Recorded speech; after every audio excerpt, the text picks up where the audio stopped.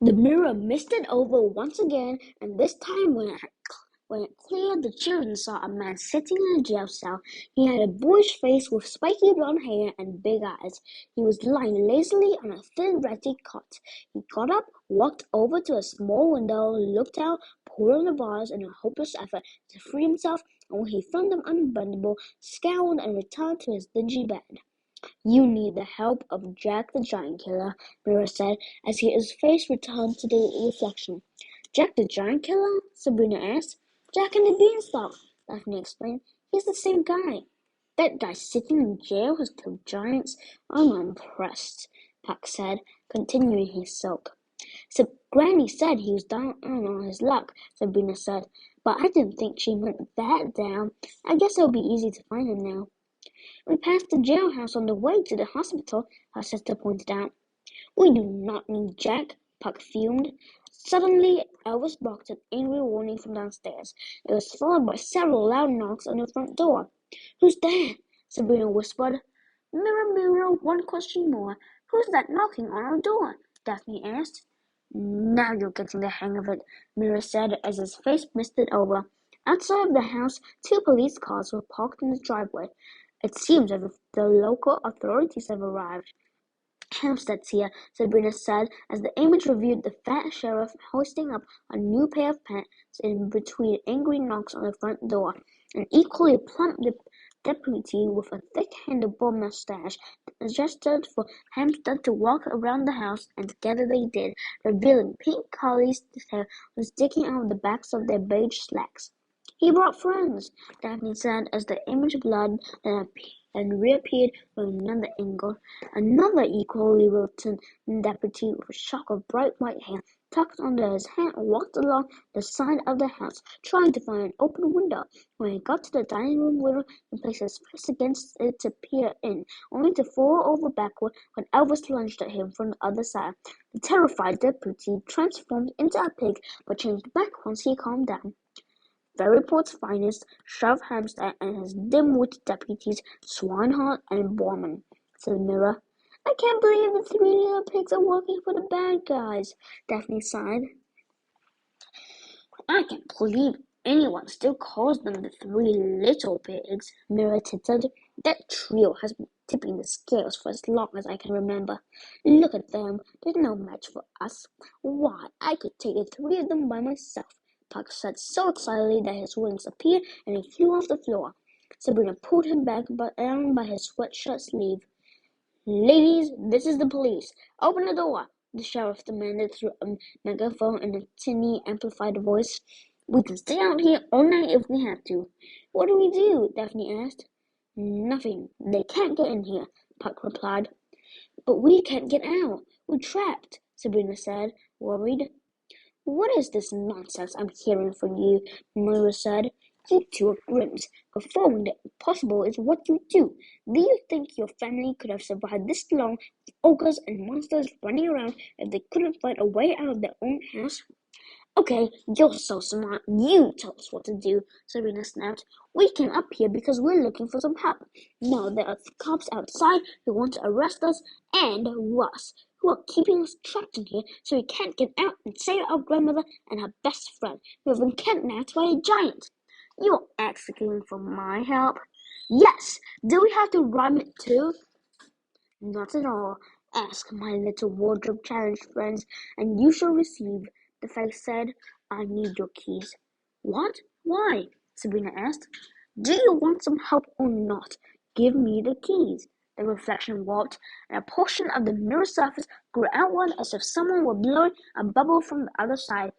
It pushed out farther and farther, causing the reflection to shimmer and ripple until a hand was thrust through.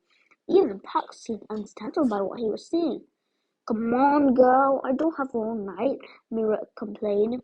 Sabrina put the keys into the hand and it disappeared into the bubble. "I'll be right back," the face said as it vanished and the surface of the mirror flattened, returning to normal. After several moments, the face reappeared. "I've got just the thing for you," Mirror said with a smile. Again, the surface of the glass rippled, and this time a dusty road of carpet came through. Water had completely broken the surface. The carpet fell to the ground, where it unrolled before them. Dazzling burgundy and gold threads formed an intricate pattern of symbols: moons, stars, flowers, sickles, and triangles, which seemed to shimmer as if they were woven from precious metal. Golden rope tassels hung from the carpet's edges. Sabrina thought it was the most beautiful rug she had ever seen. "What's this?" Daphne said, stepping on the carpet. Suddenly it lifted off the floor and hovered in the air. The movement was so quick Daphne fell onto her backside. "It flies!" "Just a little thing your grandpa picked up during a trip to the Middle East. Maybe you've heard of Aladdin," Mira said proudly. "This is his flying carpet. It might be the best thing for your little rescue mission." Thought it might be the best thing for your little rescue mission. Just tell it the location of where you want to go and it'll get you there, even if you don't know how to get there yourself. "How do I make it go down?" Daphne asked, giggling, but no sooner had the question left her lips than the carpet fell to the ground, causing Daphne's armor to clang on the floor. "When you finish with it, I expect you to return it," said Mira sternly as Granny's keys came back through the surface and fell to the ground. Sabrina picked them up. "But how are we going to get out of the house?" Sabrina asked.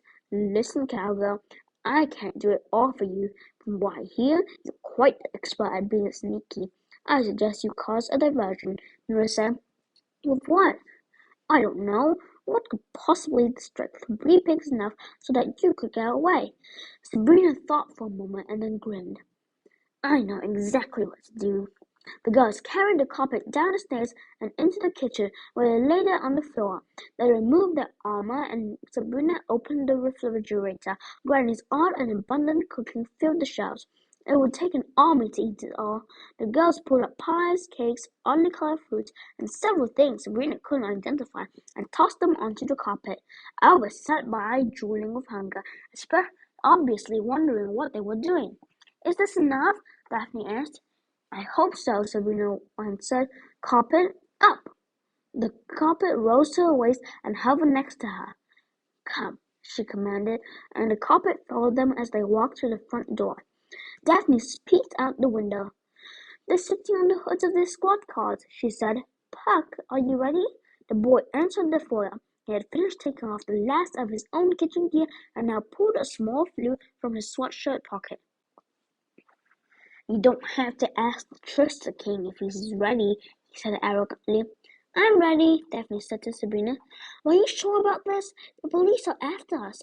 Do you think going to the jailhouse is the smartest thing?" "I don't see any other way," Sabrina said as she opened up the front door. Hampstead scrambled off the car hood. "Finally, you two have come to your senses," he said as he and his deputies approached the house.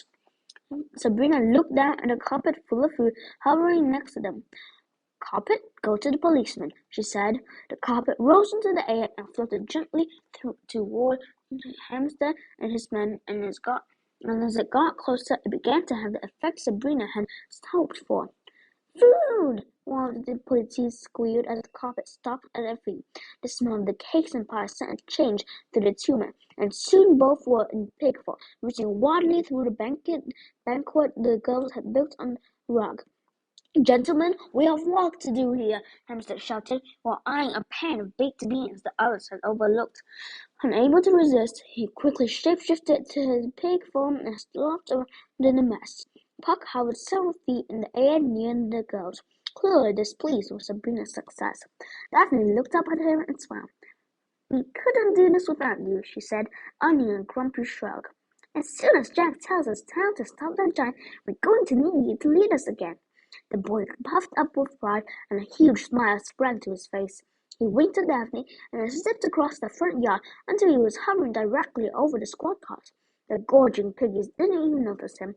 Sabrina, Daphne, and Elvis stepped out of the house, closing the door behind them. With nimble fingers, Sabrina went to work, locking on the bolts on the door, while Daphne kept an eye on Hampstead and his men.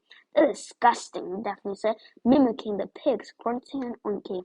"Okay, that's the last one," Sabrina said, inserting the final key. She turned it and had the lock roll into place. "Ready?" she asked, pulling out the zipper on her sister's jacket. "Ready!" Sabrina turned to the pigs. "Carpet, here!" she shouted. Abruptly, the carpet pulled itself out from under the three pigs, sending them topsy-turvy and flopping across the yard. The food flew into the air and rained down on them with a great splat as the carpet itself glided across the yard and stopped at Sabrina's feet. "Get them!" Hampstead shouted as he struggled onto his hoofs and then back into his human form. The deputies followed suit, and in no time they were all running toward the guards. "Excuse me, piggies," Puck